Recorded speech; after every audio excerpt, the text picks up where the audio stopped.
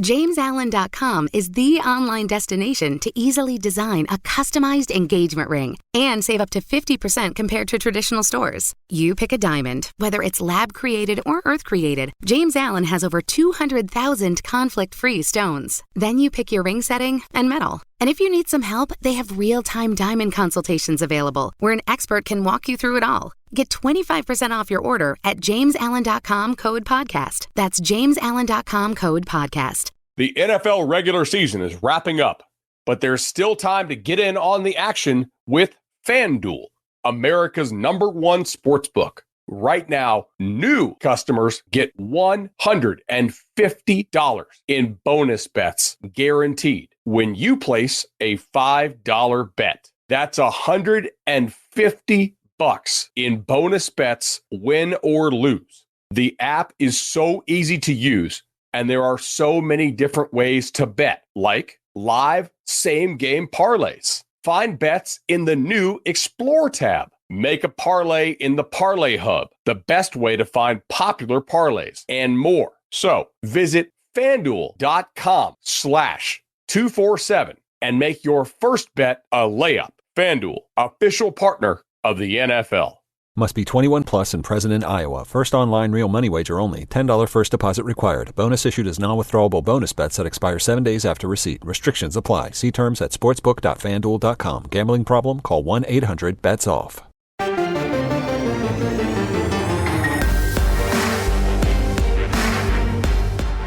This is Kansas State's Cooper Beebe, and you're listening to the Powercat Postgame Podcast on the 24/7 Sports Podcast Network. Make sure you're subscribing to this show on your favorite podcast provider. Welcome to a special late-night edition of the Powercat Postgame Podcast. Tim Fitzgerald, Cole Carmody, and Ryan Gilbert here in the studio we're recording at 12:48 a.m. following Kansas State's 47-27 victory over Kansas in the Wheat State rivalry. It's hard to say. I like it better than Sunflower Showdown. Yes. I'm going with that. And they win the Governor's Cup. What a lousy name for a trophy. I found out that Kentucky gives away a Governor's Cup. See? Not even original. Copiers. And Kansas State qualifies for the Big 12 championship game next weekend in Arlington, Texas, where they will play TCU. Winner wins the Big 12. If TCU wins, it will go to the college football playoff. We'll get into all those scenarios, all that stuff as we recap this game. It's going to be a fairly quick one today because it's kind of late. And remember, folks, we have a 75% off deal running right now. It runs through the weekend. You got tomorrow to do it, or today, I guess it is. Make sure you take care of it. I think we might extend it through Monday. I don't know yet. We'll figure that out. But take care of it on Sunday. 75% off an annual subscription, and you'll get all of our insider coverage, all of our VIP behind the paywall stuff as we cover K-State football and Jerome Tang basketball. Things are fun in Manhattan. By the way, we're sponsored by Caddyshack Golf. I forgot to mention that. Caddy with 2 T's, caddyshackgolf.com. Head on over there. Use code GPC for free shipping on your next order and get some cool gear because you're going to need it for the Big 12 championship. I don't know if you get it in time, but you'll also probably need it for a trip to New Orleans. More on that later. If you've been following along at GoPowercat, I let my guys have a lot of room to do their thing, to kind of be their own people. But we do have a rule here at GoPowercat, is there's no drinking until the work is done. Never do we drink when we're recording in any way. Tonight, I have lifted that ban because Kansas State is playing for the Big 12 championship, and boys, have a beer. Now, look, I didn't open one myself. Boy, they're loud drinkers. I didn't open one myself because I'm so tired. I'm afraid if I had one, I would fall asleep right here in the middle of the podcast. Cole, let's start with you. Give me your overall thoughts on the night. I'm just going to say this. The last time that Kansas beat Kansas State, would you like to take a guess who was the governor? Bob Alamo. Alf landed. Kathleen Sebelius. Sebelius, yes. Yep, that tells you how old I am because I don't even know who that is. I'm just going to say this. There was a lot of talk coming into this game about, will Kansas be competitive? How much will K-State win by? That was kind of the talk, right? I think the assumption was that K-State was just going to come right in and just roll over the Jayhawks. And honestly, I didn't feel like that was necessarily the case. I mean, for one half of football, KU looked like they could hang with K-State. You go back and you look, the Jayhawks gave K-State 9 points. The safety, or I guess before that, obviously the muff punt, which was a huge play. I mean, KU gets a 3-and-out. Ty Zentner just absolutely booms a kick. First of all, he has been special this season, NFL special. Yeah. Booms a kick, drives him back. I'm sitting up there. As soon as that ball's in the air, I'm sitting next to Ryan. I go, he might muff this. Sure enough, 2 seconds later, he muffs it. Echo Boydo falls on it. K-State scores a touchdown the next play. 7-0, a minute and a half into the game. And then, of course, you get the safety where K-State kicks off, and the return man just doesn't know what to do. I guess he forgot that the point was to try and go up the field. He went back, gets tackled. K-State ends up getting a safety. I mean, those are the 9 points, and it was a 30-21 score at halftime. So you look at that, and KU played with K-State. But then in the second half, K-State turned it on, and that felt like the Sunflower Showdown that we're used to. Yeah. You know, Kleiman mentioned after the game how it was really a tale of two halves, and that couldn't be more true. Like you mentioned, Cole, I don't think K-State played amazing tonight, or I guess yesterday. Now in the past tense, as it's past midnight, but they got made enough plays to win that game. And obviously, you mentioned that 9 points were kind of gifted, and I don't know if you touched on the Malik Knowles big kickoff return. You know, K-State played better in all three phases, and when you do that, it's hard to lose when you don't make the mistakes and you let your opponent make the mistakes. So, you know, Will Howard first half was great. Second half, you could be a critic and say he didn't do well, but did he really need to do anything given the way the rushing attack was? He threw the ball 3 dominating. times. So, yeah. What was it, 26? The last 27 plays were runs for Kansas State, I think. So it's just a good win, and obviously I don't think K-State played their A game. They probably admit that, but when you win by 20 and you don't play perfect, that says a lot how good this team could be. It was impressive. And I'll start with this. That KU team's different than almost any KU team I've seen in recent history. That's a good football team. They deserve to go to a bowl game. They didn't quit. And I got to say this. There's a lot of talk about KU playing Missouri, maybe in the Liberty Bowl, both 6-6 programs. KU will kick the living crap out of Missouri after seeing the two teams in person and watching the two teams throughout the season, because I have continued to check in on Missouri out of curiosity, because they did kind of gather themselves after getting just annihilated by K-State earlier in the year. So the fact that Dierkwitz got his extension, they turned it around. Yeah, that's it. So congratulations to Lance Leipold and everyone associated with KU football, because you're going in the right direction. It's put more juice into the rivalry. It's added a little flavor to it, even though now it's 14 in a row for Kansas State.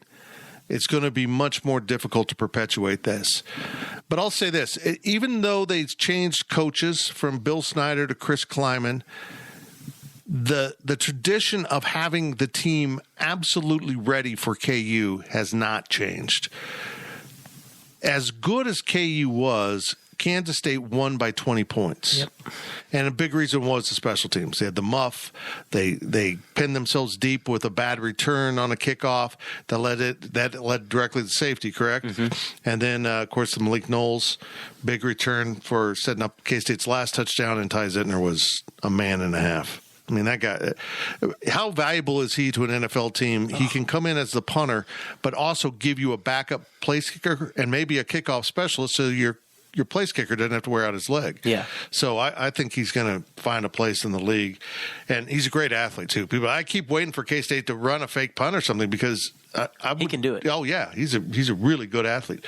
But K-State still didn't play a complete game. They, for all we want to say how they won 47-27, they did leave a lot on the field. They 3-and-outed on the first drive, and then they got the muff punt, and they got it right back and scored. They gave up a lot of yardage and points in the first half, and they locked it down in the second half. This has been a trend for Kansas State for quite a while now. Joe Klanderman kind of saves the best stuff for after halftime. It blew up on him against Texas because the game got too far away. But other than that, then the second half of the season, post-TCU, it has worked. And it's been highly effective, and it was in this game. The fact that they were able to just stifle Kansas in the second half much more than they did in the first half, and then turn the game around when they couldn't really run consistently in the first half and decide we're going to play power football in the rain now. And Deuce Vaughn carries it 25 times. That just took the life out of Kansas. By the end of the game, I don't want to say they quit, but they were a shell of the team they were at the start of the game. I think the apathy started to sit in, and that was the one time. I followed this Kansas team closely a lot this season because they have been better. I haven't seen that from this KU team to where they kind of revert to their old ways. Now, maybe they did last week against Texas a little bit. And I think we started to see that. It was kind of the woe is me. It was the, crap, we're getting beat. We're not coming back. In the beginning, those guys were fighting. Devin Neal scores a touchdown and is chirping the whole way off the field. I mean, those guys did not want to lose that game.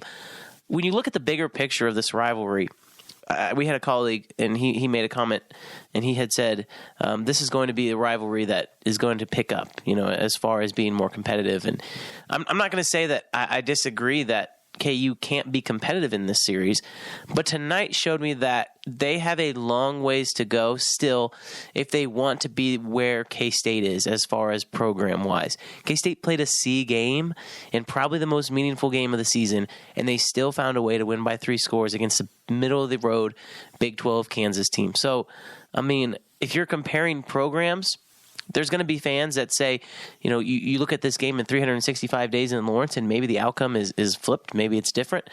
We obviously have a long time between here and now, or here and then. But I firmly believe that what Chris Kleiman is doing with this program will not truly be seen until next year, if that makes sense. He has set a standard.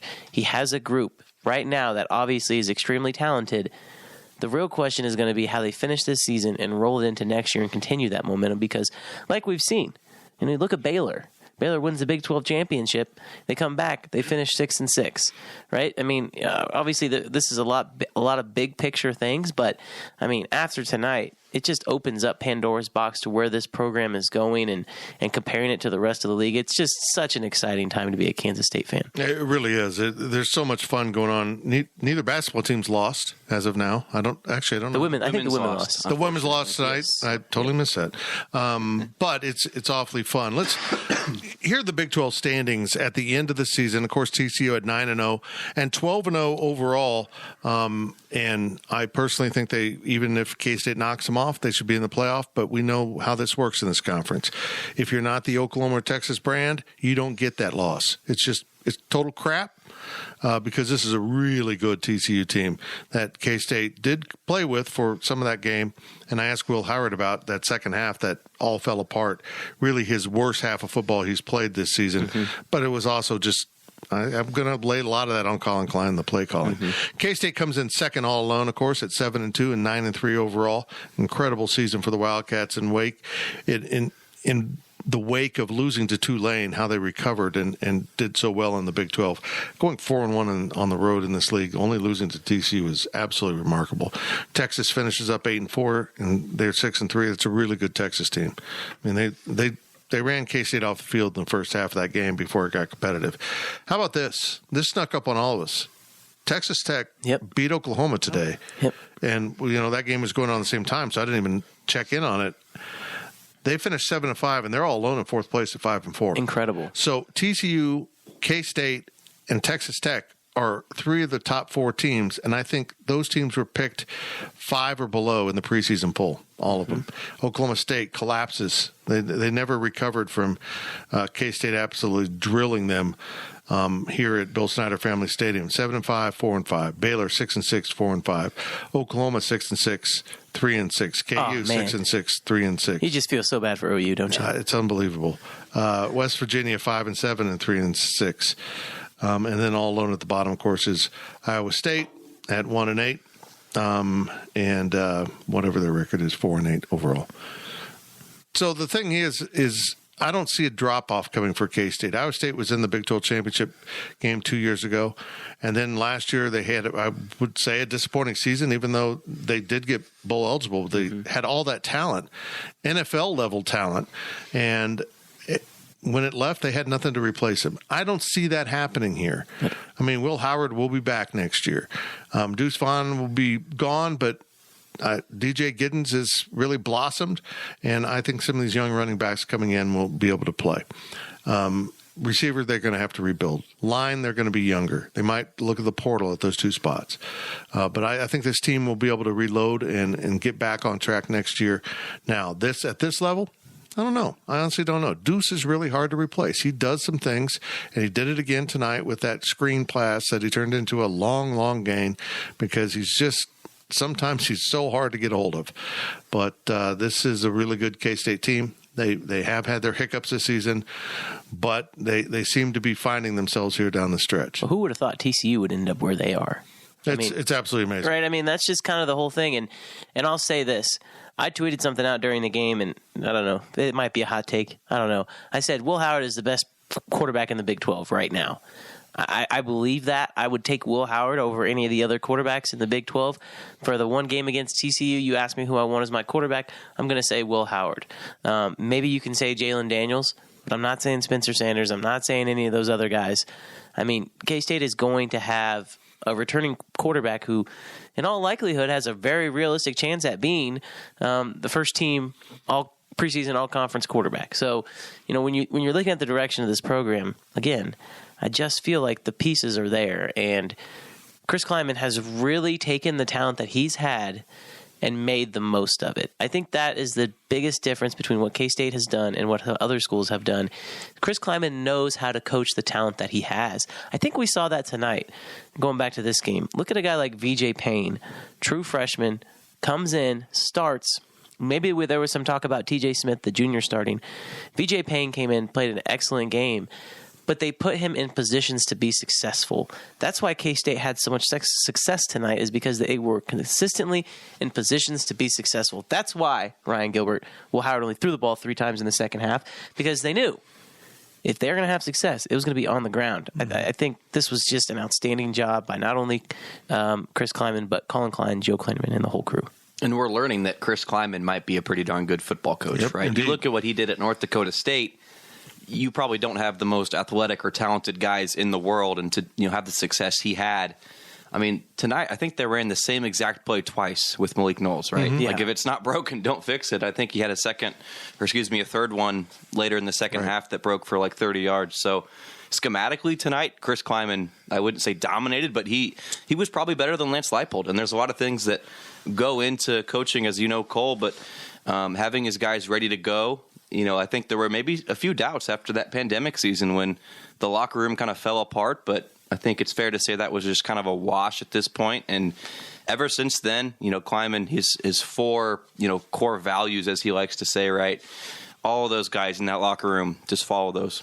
The great coaches understand the importance of a locker room, and the importance of having a cohesive team from top to bottom, of having leaders evolve the team and grow the team. And that's maybe what Chris Klieman does the best. I've covered some really tight-knit K-State teams under Bill Snyder, but I haven't covered anyone like this. This group is completely bought into each other, not just the program, to each other. And it starts with the quarterbacks who have been so supportive no matter which one is on the field getting the snaps. And it just trickles down through everyone on this team. Everyone feels valued in some way. So many guys can contribute on special teams. He finds time to get players in. If you're a backup on this team, you know what that means? You're going to play a lot. Yep. And it helps keep this team fresh. And I think it's alleviated some of the injury problems, although they piled up on the back end of the defense here at the end. But it's really impressive what they've accomplished now. If he can win this Big 12 championship, I think K-State's set up for years to come. Would this be the most impressive Big 12 championship, not even that? Would this be the most impressive football season K-State has had in a long time if Chris Klieman's able to beat TCU on Saturday? Because I just feel like with some of those Snyder teams, you knew that they were different. Like, they were good. That 2012 team was different. They were good. Well, they had a legitimate Heisman candidate at quarterback who's now the offensive coordinator, Colin Klein. I mean, they picked up his personality. They were tough as nails. They just kept persisting. And even after they lost at Baylor, when the injuries caught up to them, they came home and just dismantled Texas to win the title. There was no Big 12 championship game back then. It was just off the regular season. It just feels like with this group, I mean, There were so many questions after Tulane. You mentioned it. And Fitz, you and I had the conversation after the game. I think you and I were both so shell-shocked. Well, I just remember getting in that elevator, writing down as we're walking to Chris Kleiman's press conference thinking, is this season over? Yeah. Like, there was legitimate thoughts of, well, they looked so good against Missouri. They looked terrible against Tulane. They're going to get absolutely smoked by Oklahoma. The season might be over. And the fact that they were able to turn it around on a dime, this is such an impressive coaching job. I know Sonny Dykes is probably going to win Big 12 Coach of the Year, as he should. He might be National Coach of the Year. As he should. But when you look at what Kleiman was able to do, I mean, I think this is going to be a season we're going to look back on, regardless of what happens these next two games, and say they did something extremely special that year. The way K-State has done this is what's surprising. Like, if you told me Adrian Martinez would miss a couple games and Will Howard would be the starter that has kind of earned the job now, it's crazy. I wouldn't believe you if you told me that K-State would be playing with a Big 12 title chance with Will Howard. I wouldn't believe it. I know. And with everybody, just with all the circumstances, you know, like we watched that Tulane game. I go back to it. Well, guess what? They're a 10-win team. They're going to play in most likely, if they can win their conference championship game. Which they'll host now. Right. They're going to play in a power, or what is it? In the Cotton Bowl. Yeah, they're playing a big-time bowl game. Like, there's not no slouch K-State has played this season. Every single game, Missouri's making a bowl game. I mean, this was a tough schedule that K-State had this year, and the fact that they were able to come out with 9 wins in the regular season, I mean, it's just remarkable. How about this matchup? We've talked a lot about K-State playing LSU in the Sugar Bowl. LSU loses to Texas A&M, which might cost them being in that Sugar Bowl. And we'll get into all this in a little bit, but how about this opportunity for Tulane? LSU Tulane in the Cotton Bowl? Wow. That'd be pretty cool. Yeah. We'll explain exactly why I'm saying K-State is going to play in the Sugar Bowl right after we take this break on the Powercat Postgame Podcast, Edition 1. Of course, I'll do another one of these with Brien Hanley. We'll be right back, and we're sponsored by Caddyshack Golf. This is Kansas State's Daniel Green, the leaders in K-State sports coverage. We'll be right back with more of the Powercat Postgame Podcast. Picture this nightmare scenario. You're hosting friends for the big game. It's neck and neck in the fourth quarter, and suddenly you realize you're out of drinks. You start to sweat. Your friends start to turn on you. You're forced to go on a last-second drink run and end up missing the game-winning touchdown while in line. Terrifying, isn't it? Luckily, you can avoid the drama with Drizzly, the go-to app for drink delivery. With Drizzly, you can shop a huge selection of beer, wine, and spirits, then get them delivered right to your watch party. Compare prices across multiple stores in your area, find the best deals on game day drinks, and get back to armchair quarterbacking from, you guessed it, your armchair. Download the Drizzly app or go to drizzly.com. That's DRIZLY.com today. Must be 21 plus, not available in all locations. Selling a little or a lot? Shopify helps you do your thing, however you cha-ching. Shopify is the global commerce platform that helps you sell at every stage of your business. From the launch your online shop stage, to the first real-life store stage, all the way to the did we just hit 1 million orders stage. Shopify's here to help you grow. Whether you're selling scented soap or offering outdoor outfits, Shopify helps you sell everywhere. From their all-in-one e-commerce platform to their in-person POS system. Wherever and whatever you're selling, Shopify's got you covered. Shopify helps you turn browsers into buyers with the internet's best converting checkout. 15% better on average compared to other leading commerce platforms. And sell more with less effort thanks to Shopify Magic, your AI-powered all-star. Shopify powers 10% of all e-commerce in the US. And Shopify is the global force behind Allbirds, Rothy's, and Brooklinen, and millions of other entrepreneurs of every size across 175 countries. Plus, Shopify's award-winning 24/7 help is there to support your success every step of the way. Because businesses that grow, grow with Shopify. Sign up for a $1 per month trial period at shopify.com/Odyssey Podcast, all lowercase. Go to shopify.com/Odyssey Podcast now to grow your business, no matter what stage you're in. Shopify.com/Odyssey Podcast. This is Kansas State's Felix and Udika Uzama. Welcome back to the Powercat Postgame Podcast on the 24/7 Sports Podcast Network. Welcome back to the Powercat Postgame Podcast, sponsored by our good friends at Caddy Shack Golf. It's Caddy with 2 T's, CaddyShackGolf.com. Go check out their stuff. I mean, there's so much there with their Golfing Willie apparel and other stuff. You don't even have to be a golfer. This is really cool stuff. Make sure you check out Caddy Shack Golf, and we appreciate them being a sponsor again on the Postgame Podcast, and nobody has enjoyed more benefit from the bonus podcast we've done this year. We've done, there'll be now 6 games with a bonus podcast because it's been that kind of season. I think that's how it works out. But anyhow, check out CaddyShackGolf.com. Okay, boys, as we continue this, Tim Fitzgerald, Ryan Gilbert, Cole Carmody right here with 2 sleeping dogs in the GPC studio. His dude over there. He is cashed. It's past their bedtime. He lives a rough life. It's Give him a break. Literally, dude will go to bed before the humans. Dude will disappear and he'll be on the bed. Here's how it breaks down, folks. The champion of the Big 12 automatically qualifies for the Sugar Bowl unless they go to the playoff. Now, the 2 scenarios left on the table are TCU wins or K-State wins next week. If TCU wins, they will be 13-0, and after what took place across college football this weekend, they are a dead cinch lock to get into the playoff if they beat Kansas State. I would say the door is open to them. If they play a really competitive game against K-State and lose, they still might sneak in because that's how chaotic today was with losses by Ohio State and Clemson, and who am I missing here?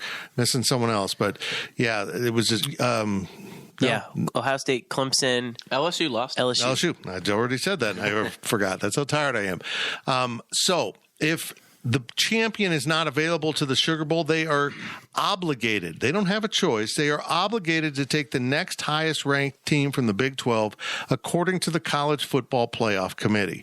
So if TCU advances and K-State loses, the only way K-State wouldn't play in the Sugar Bowl is if the committee would drop them below Texas, and I don't see a loss to TCU unless it's an absolute blowout, possibly doing that to Kansas State.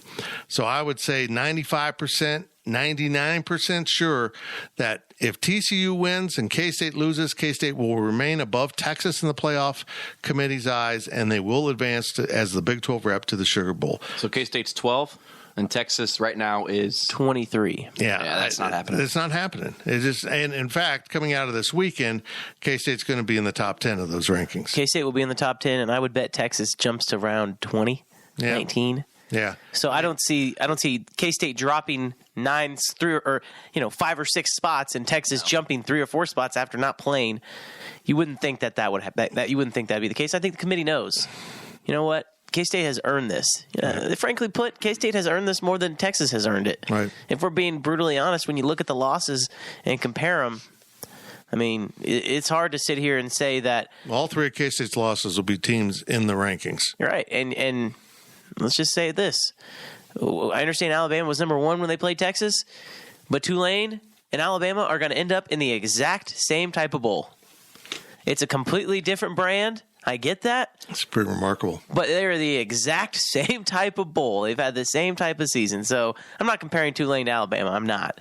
Yeah, but Tulane's much better. Yeah. Hey, you know what? They might get that chance. I will advise you this. If you are planning or thinking about going to Sugar Bowl, book a hotel in a refundable way so that you can cancel that sucker. Yeah. The game is on. The Sugar Bowl is on New Year's Eve in New Orleans, which is chaos without a bowl game. New Year's Eve on Bourbon Street. Now, you won't find me on Bourbon Street on New Year's Eve. No way in hell. That's too advanced for me. That is a death sentence. Right. I just don't want to mess with the crowds and the chaos and all that. The game is at 11 a.m. on New Year's Eve, though, so you will get the game out of the way. They've announced College Game Day is going to the Big 12 Championship, and so both the championship game and the Sugar Bowl 11 a.m. kick. So you're done with the night games this season, as long as K-State makes it to the Sugar Bowl. I would advise you, if you're going to fly, we have booked on Southwest. We booked last week. You're not supposed to say that. Totally refundable, man. I got it set. But I paid a little extra to make sure we could get it all done.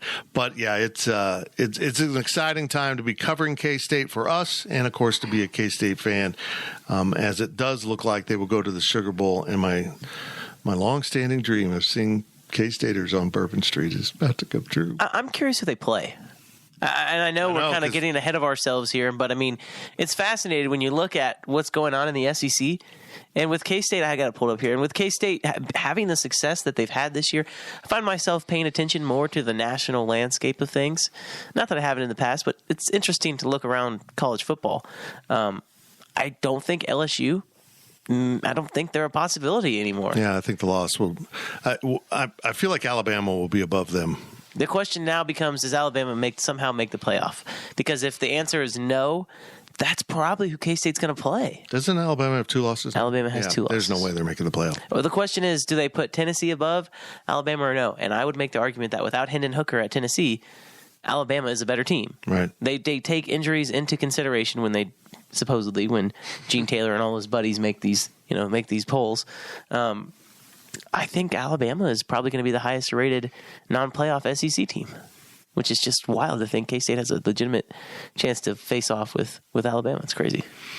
Well, it's pretty incredible because no coaches have won more national championships in the last 10 years than Nick Saban and I almost said Lou Saban, who was a wrestling guy. Nick Saban and Chris Kleiman. It's pretty. How many national title rings would they have? They got to take a picture. If that is who K-State plays, they all have to line up together and take like the Wilt Chamberlain picture where they have all their rings. Man, but it's wild. It's wild to think about. And here's the honest truth: K-State will be competitive with an Alabama team in the Sugar Bowl because, let's be honest, they're going to have a lot of pre-draft departures from that team. A lot of guys will say, you know what, I'm done playing. I'm going to get ready for the draft. I don't want to get injured. We're not in the playoffs. I mean, that's their standard, which is kind of cool. But, I don't want to hear it, though. I don't want to hear that, oh, poor Alabama's missing 10 starters or whatever it is. You know what? That's the price for doing business, recruiting the top players in the country. Mm-hmm. Yeah, I'm not going to feel bad that you have too good of players. So I'm just not going to buy into it. Let's return to the K-State KU game. That's what we're supposed to be talking about. They do have the Governor's Cup. I'm looking at a picture of it. Boy, is it! It's really. So does it leave Veneer or no, it never leaves. So they it's keep never it. Going to leave. They're never going to lose. They keep it, and then if they were to ever lose, then they would go give it back to KU. Is that how that works? Yeah, they'd probably pee in it first and then give it back. That may not be factually true, but I feel like it's a good story. But yeah, I'm looking at Felix, and this photo will be part of the podcast, so you will see that. But yeah, it's kind of funny. It's an unremarkable trophy. Felix completely dominated that game, by the way. Felix, he was a pain in the ass in the second half. They held him the whole entire first half, but he started breaking free in the second half. He blew up a running play that proved to be crucial. He pressured Jalen Daniels into some bad throws. But Jalen Daniels played really well. I mean, he put some really nice balls out there. He ran for a touchdown, sold out to get into the end zone, kind of actually, he took a Daniel Green helmet right to looked like the pelvis, right in it was in the gut, but it hit the hip too. It was awful looking. Anyhow, but yeah, it was a fun night. By the way, I admire all of you who stuck that one out, who sat in the cold and then eventually the rain for 3+ hours. And the students were absolutely incredible. Amazing. Oh, the whole game. They didn't leave after the game, Fitz. I know. They didn't leave at halftime. They didn't leave after the game. You got to remember, most of these kids went home for Thanksgiving. They made an effort to come back to this game. Absolutely. And, that was incredible. I'm ready to stop the pass outs, though, at halftime. I'm ready. Let's get Gene Taylor, let's get alcohol in the stadium, and if people want to leave at halftime, they're not coming back in. Yeah. And, maybe you have an emergency pass out for someone needs to get something out of their car. I don't know, but this has got to stop. That place was not very full at the start of the third quarter. Come on. I mean, look, I know it's your tradition. I know you love to tailgate. Stick around after the game and have a few beers. But right. Me and Kellis were walking up the stairs last week in Morgantown, and there were thousands of beer cans. Right. It's just amazing to see. I know. Why can't Kansas State have that? Absolutely. There was a point in this game, though, when I was concerned. I really was. Yeah, you could tell from the very start of this game, Kansas won the toss, which is, I think it's the second time K-State's lost a toss this season. Weird. 10-2, and they're better with the coin toss than the actual games. They're 10-2 with the coin toss and 9-3 with the games. Huh. Wow. But I think K-State was taking the ball no matter what. So it worked out exactly how it probably would have. But KU stopped him. Stopped him cold on that first 3-and-out punt, and boom, the muff punt, and the game flipped right there because KU mathematically just didn't have enough possessions to get over the hump. I'm surprised they never tried to onside one or fake it or go for it. You mentioned early in the game that you expected a couple onside kicks before the fourth quarter. Yeah. And I agreed with you. But, you know, I look back at this game now. Lance Leipold's a football guy. You know, he's an old school coach who believes in tackling and, you know, running the ball. And, They were gimmicky. They were incredibly conservative. Yeah. I mean, and this is, Ryan, I'm going to let you say your famous line, but regarding going for it on fourth down. But I just felt like there were times when, okay, you can start to feel the momentum change. If you're KU, you got to try and do something. Play to win the game. Yeah. I mean, if you want to win the game, you go for it on a fourth and short. I specifically remember K-State was up by, was that when they were up by 13 maybe? And there was about 7 minutes left in the game. Mm-hmm. And KU was in their territory. And it was like 4th and 4. If you want to win the game, go for it. I mean, they never did. Yeah. It's Especially, just fascinating. One of the things I really appreciate about the brand of football they're playing right now in Lawrence is that's a fun offense. Mm-hmm. It's a really creative offense. I hope Colin Klein steals from that offense a little bit because they do some things that are just really unique. And overall, they don't run a lot of stuff. They run a lot of formations with the same stuff in many ways. There's a lot of window dressing. Oh, it's just it's fascinating. Andy Reid would love it. Yeah. There's a lot of Andy Reid in that. Jason offense. Bean was in there with Daniels on a few plays. Yeah. I mean, they had him at receiver. He proved why he's not a receiver. But they do get creative on the offensive side of the football, and that's exactly why I was shocked when they didn't go for it on that 4th and 4 or whatever it was, because they were picking up. Out of 4 plays, it seemed like they would have one at least that went for 5 yards or so. And if it wasn't on the first 3 downs, I feel like they would have been due. I didn't understand that one. But, again, old school football means you punt it away, you rely on your defense. Oddly, I don't think the KU defense was that bad. They gave up 47 points, but a lot of it was because the special teams put them in bad spots. They got worn down. Yeah, and they eventually got worn down. But I thought KU's defense actually did a good job, particularly against the run in the first half, made it very difficult on Deuce Vaughn. And then K-State just persisted with it. I'm yawning. They didn't give up on that on the running game, which proved to be crucial. You mentioned a moment ago how KU was kind of in this game for a while. They were hanging around, and they went down, scored a touchdown, went down by 10 points, and went for 2. If they get that, I mean, there's a huge pass breakup. I can't remember who had it, but I believe it's Hayes. Isn't it? Yeah, I think it was Hayes. It's an 8-point game. If they get that. They don't. Obviously, Malik Knowles goes down and has that big return like we mentioned. And you can say that with, many plays throughout a game. But that was the turning point right there where KU had its one little chance to get back in the game. And K-State made 2 big plays, one on a 2-point conversion and then a kickoff return. So that was really what ended the game really for Kansas. Obviously, there was, I think, 13 minutes left at that point in time. But KU didn't roll the dice enough, in my opinion. I don't think they went for it on 4th down once, did they? They did. Both teams were 1-on-1. 4th and goal, right, for KU? Yeah. I will say this. Fitz, you mentioned this earlier. You felt like there were some points where you were nervous, and I'm going to ask you this question. If that would have been any other team, you wouldn't have been. That's what I'll say. But because the standard at Kansas State is to beat Kansas into oblivion, 10 points, 13 points feels like a 1-score game.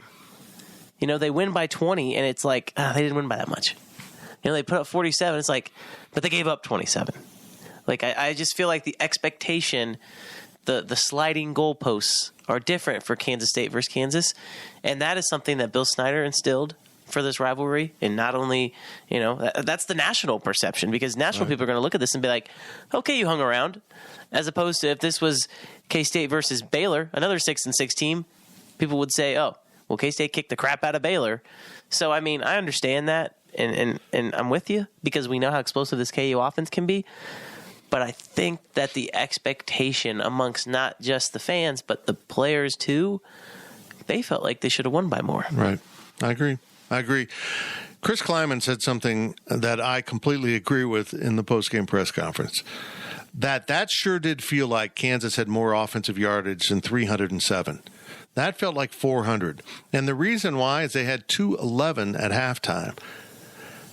K-State's defense held KU's offense to 96 yards in the second half after having trouble in the first half. I mean, they really kind of just put it all together.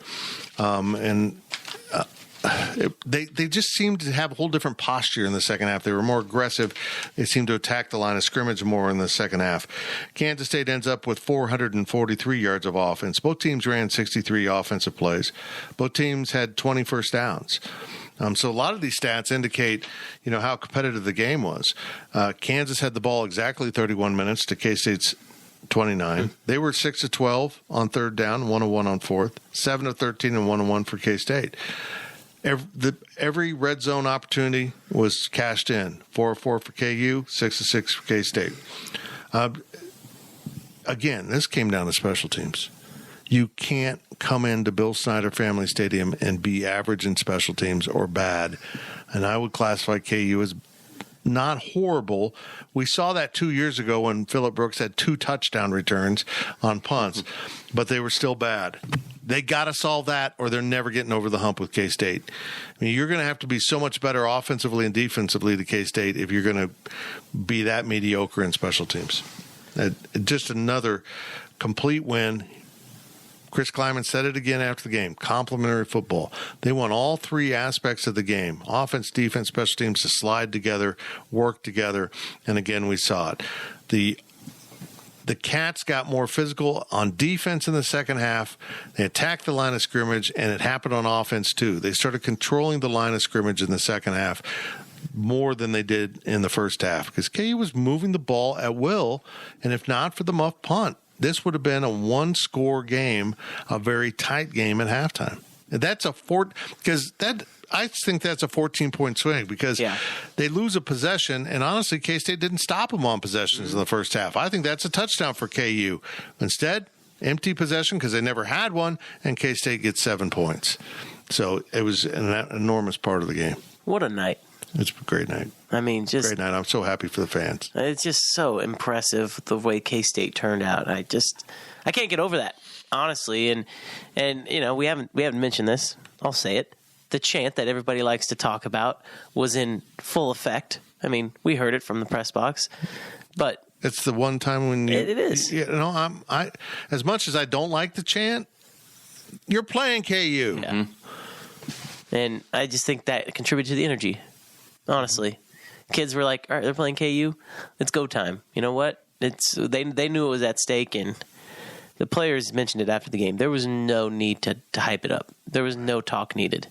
It felt kind of like that energy in the stadium before the game, too. Down on the field, it was like everybody knew what was going on. And they capitalized. It was just a special night that I don't think many people, if you were here, you'll forget anytime soon. Even the pregame senior night routine, they didn't do a normal routine, because this wasn't some 6-6, team that was playing for a crappy bowl game, right? They're playing for a Big 12 title next week. Chris Kleiman had them go back into the locker room and then proceed as normal. So they were locked in, and they didn't let the rivalry, senior night, none of that stuff was a distraction for this team. They stayed so focused on Kansas. They didn't mention. Only the media mentioned the Big 12 championship or the Sugar Bowl or anything last at Tuesday's press conference. At no point did they mention it, bring it up. They were focused on one thing, beating Kansas as badly as they could. And Kleiman was glad that Texas won. He didn't want it to be a gimme. I agree. I totally agree. I wanted Kansas to know that they could spoil K-State's party and come with everything on the table. This went down so marvelously because I feel like somewhere in Bristol, Connecticut, ESPN executives are crying in their beer because they didn't get Texas in the championship. Is it still in Connecticut? I thought they were in L.A. now. Screw them. I don't care where they're at. That's it for this edition of the Powercat Postgame Podcast. Kansas State wins 47-27 over Kansas in the Wheat State rivalry. K-State finishes 9-3, 7-2, off to the Big 12 championship in Arlington next weekend against unbeaten TCU. An incredible opportunity. I feel like payback for 1998 might be around the corner for Kansas State football. We will see. We'll have a full week of coverage at GoPowercat. We'll have another one of these with Mr. Brien Hanley in the next few days, probably on Monday. I'll have my keys, my post-game grades based on my keys up on Sunday, today actually, as our coverage will keep rolling out. And that is one of the things behind the paywall. So maybe you want to come over and subscribe. 75% off a subscription to GoPowercat.com. Take care of it on Sunday. Get it done. As soon as you stop this podcast, head on over and get that taken care of. Click the green join button and become part of our growing community because we are having fun covering the Cats for you. Thank you for listening to the Powercat Podcast.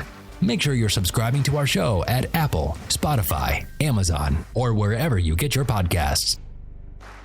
Powercat Podcast. All rights reserved. GoPowercat.com.